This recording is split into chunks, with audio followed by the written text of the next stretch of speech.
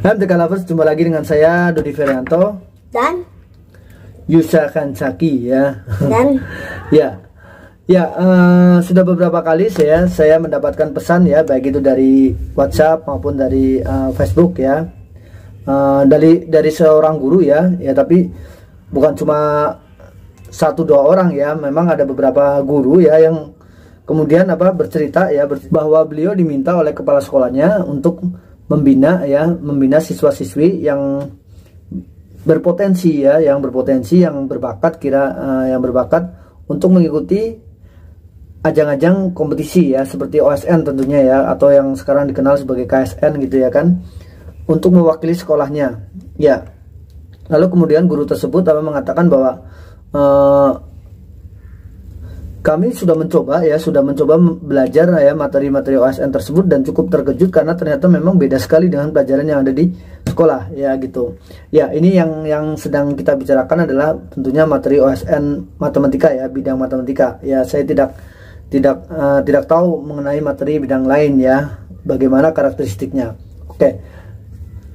Ya, memang hal-hal seperti ini sering terjadi ya, karena memang beberapa kali terbukti bahwa ada saja ya yang guru yang menceritakan hal tersebut ya kepada saya ya, baik itu waktu saya melalui pesan WhatsApp ya, ataupun mungkin waktu saya pembinaan juga ada, selalu bukan selalu ya, ada saja ya yang cerita ya, yang ya senasib seperti itulah ya. Artinya baru kali ini ditunjuk untuk membina siswa untuk ikut OSN gitu ya, dan mempunyai keluhan atau keluhan yang sama bahwa sebenarnya masih awam sekali dengan materi OSN ya. Ya, sebenarnya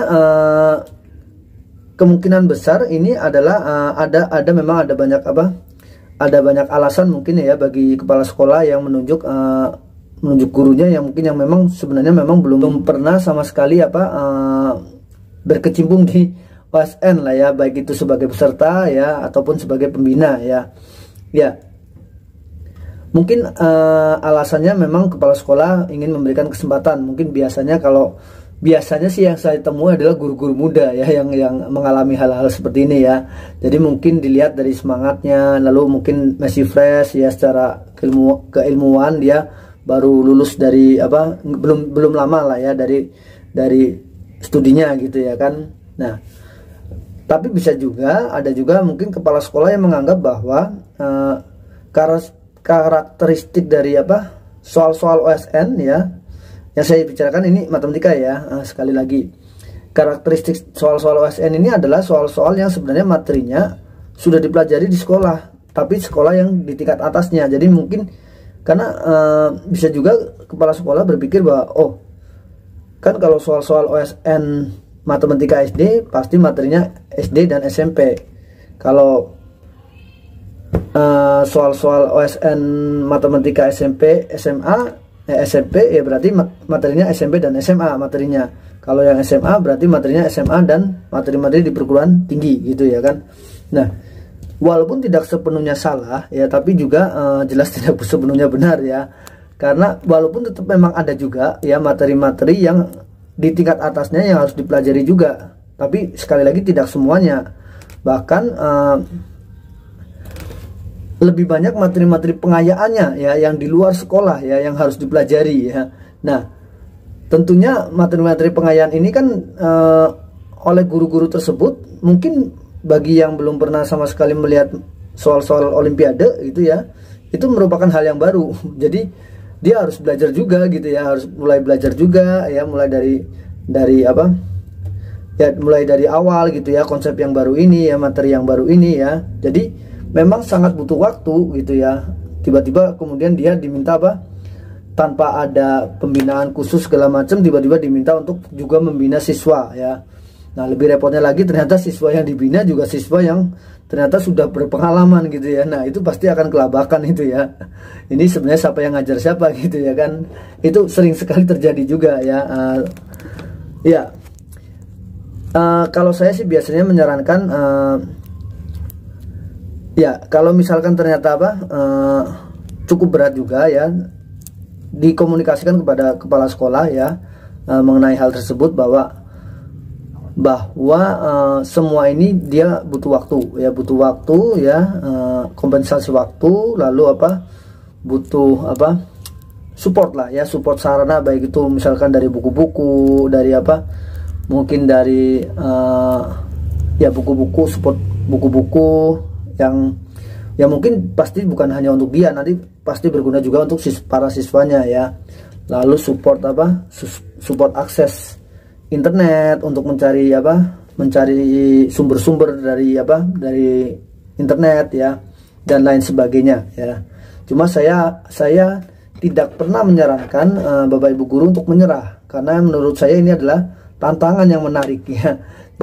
Jadi ini adalah merupakan tantangan yang bisa membuat Bapak Ibu guru berkembang ya. Mau tidak mau Bapak Ibu guru harus belajar lagi ya, harus mempertajam lagi konsep yang sudah dipelajari, mungkin memang yang memang sudah ada di materi sekolah, kemudian memperdalam lagi melalui materi-materi pengayaannya gitu ya kan, dan juga meningkatkan pengalaman dalam problem solving ya, sebuah soal-soal yang tentunya mempunyai karakteristik ini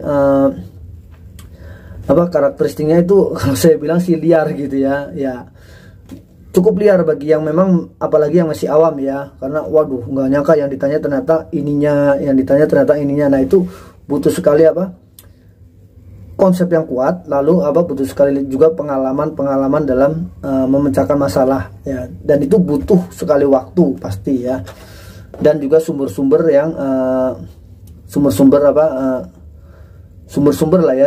dari luar gitu ya, dia butuh sekali ya. Dan kalau perlu memang ada kompensasi, bahwa misalkan sekali waktu lah dia diikutkan pembinaan guru-guru ya, atau mungkin mengundang para pembina olimpiade gitu ya, pembina yang memang sudah biasa membina OSN gitu ya. Ya, sekalian ya, jangan lupa undang Edupiat ya, tim Edupiat gitu ya kan, ke sekolah Bapak Ibu guru gitu ya, promosi ya. Oke ya. Ya kan jadi lebih enak sharing-sharingnya gitu ya kan, kalau sudah kenal ya.